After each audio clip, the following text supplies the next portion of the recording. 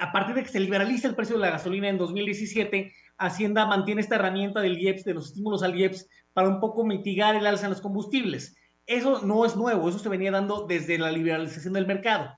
Sin embargo, lo que sí es nuevo es la cantidad a la que se llegó este año, ¿no? La entrevista con Pedro Ferriz de Con. Central FM. Equilibrio. Tengo el gusto de tener en la línea a Óscar Ocampo, él es coordinador de energía del Instituto Mexicano para la Competitividad. Óscar, te saludo, muy buenos días. ¿Qué tal, Pedro? Buenos días, encantado de platicar contigo esta mañana. Igualmente, Óscar, gracias por estar con nosotros. Pues bueno, temas en términos de energía, este IEPS a las gasolinas, que fue parte de un subsidio del gobierno durante un tiempo considerable, que ahora se da el reporte que nunca fue compensado por los excedentes de ingresos petroleros que se tuvieron el año pasado. ¿De dónde salió la lana para poder sufragar este costo, mi querido Óscar? ¿Cuál es tu opinión? Así es. Esta semana se publicó el informe sobre el estado de las finanzas públicas al cuarto trimestre, es decir, al cierre de 2022. Y precisamente tenemos el corte de caja de cómo se ve la fotografía de los subsidios, de los estímulos fiscales que se dieron más o menos desde marzo de 2022 y se mantuvieron por lo menos hasta de noviembre, diciembre en niveles muy elevados. ¿Y qué tenemos? Que el gobierno mexicano, la hacienda pública dejó de recaudar más o menos 397 mil millones de pesos, y aunque durante el año pasado se argumentaba que esto se compensaba con los excedentes petroleros, ¿no? El excedente petrolero no es otra cosa sino la diferencia entre el precio real del petróleo y la estimación que se tenía en los criterios de política económica y en la ley de ingresos de la federación, y que con ello se iba a compensar este subsidio. El hecho es que no fue así. Los excedentes petroleros alcanzaron más o menos 269 mil millones de pesos. Así es que, bueno, hay un diferencial de 128 mil millones de pesos que no se compensó con los excedentes petroleros. Así es que, bueno, al final, Hacienda argumentó que la política de estímulos fiscales fue para mitigar la inflación, cosa que es un hecho, ¿no? ¿En qué nivel sucedió? No queda claro. El secretario Ramírez de la O hablaba por ahí de septiembre de 2 puntos porcentuales, pero lo que sí queda claro es que la política de estímulos fiscales tuvo un costo muy elevado en términos de finanzas públicas. Para ponerlo en comparación, los estímulos que se otorgaron son más o menos equivalentes al presupuesto anual de ese año de la Secretaría de Educación, son más o menos el doble del presupuesto en 2022 de la Secretaría de Salud y por ahí de 1.3 veces el presupuesto anual de la Secretaría del Bienestar. De ese tamaño es el monto que se utilizó para paliar, para mitigar el alza en los combustibles el año pasado.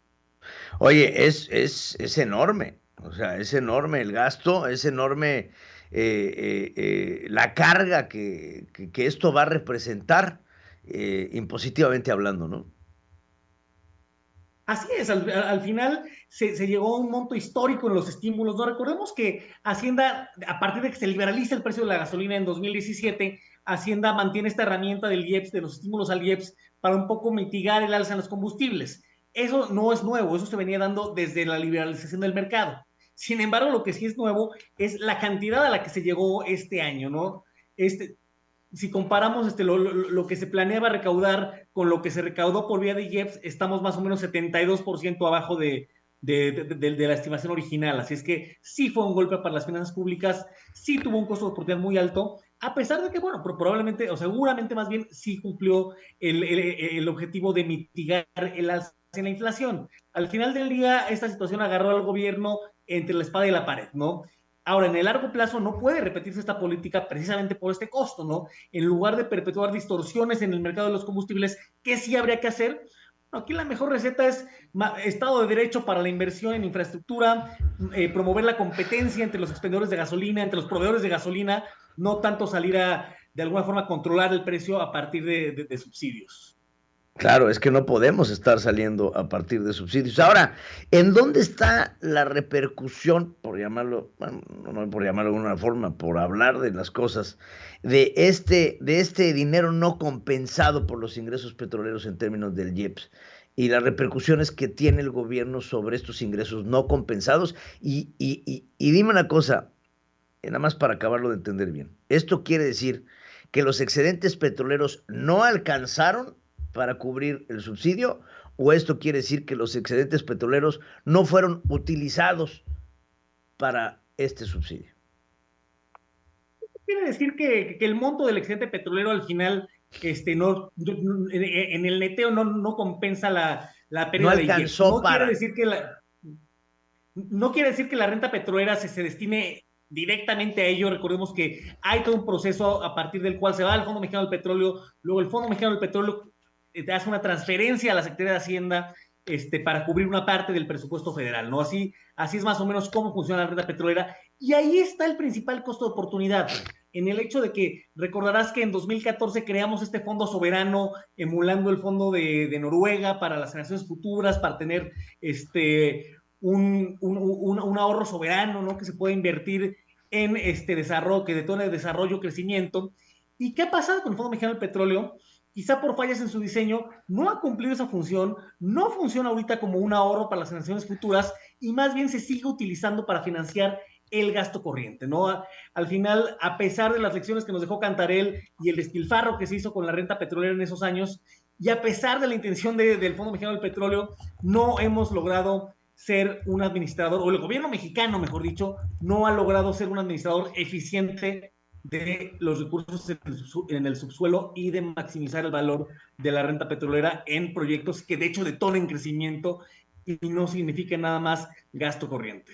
Claro, pues eso hay que tenerlo muy en cuenta, porque al final del día esto acaba siendo un gasto irresponsable, y fue irresponsable la forma en que el presidente también decidió que iba a meterle un subsidio al IEPS sin pensar en las consecuencias económicas que esto le iba a tener a la hacienda pública, porque al final del día esto acaba amasando en una deuda que alguien tiene que pagar. Este dinero que no se alcanza a cubrir con estos fondos, pues al final de cuentas es un dinero que se tiene que pagar a alguien y tiene que salir de algo.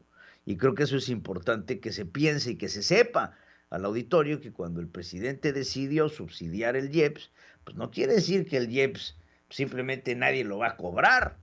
Quiere decir que el gobierno está adquiriendo esa deuda y que ahora la tiene que pagar.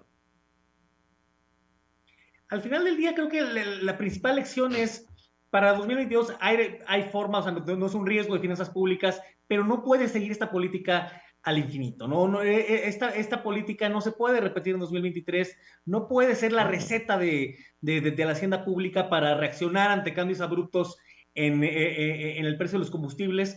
O sea, la lección aquí es que esto tiene un costo muy elevado, y más bien hay que pensar cómo tenemos más infraestructura para transportar gasolinas, más competencia en los mercados de distribución, de expendio de gasolinas. Aunque al final del día México es un país que depende en el fondo del mercado mayorista de Texas, ¿no? Donde tenemos la mayor parte de los combustibles, pero bueno, lo que está en la cancha del gobierno mexicano es eso: infraestructura, Estado de Derecho, regulación, competencia, no tanto salir a subsidiar.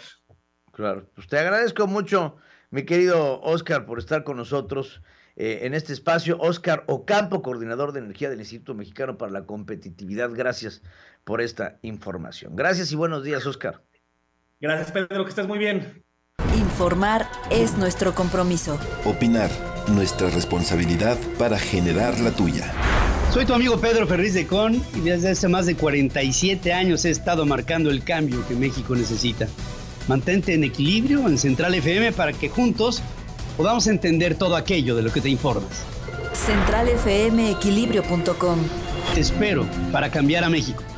Central FM Equilibrio, marcando el cambio que México necesita.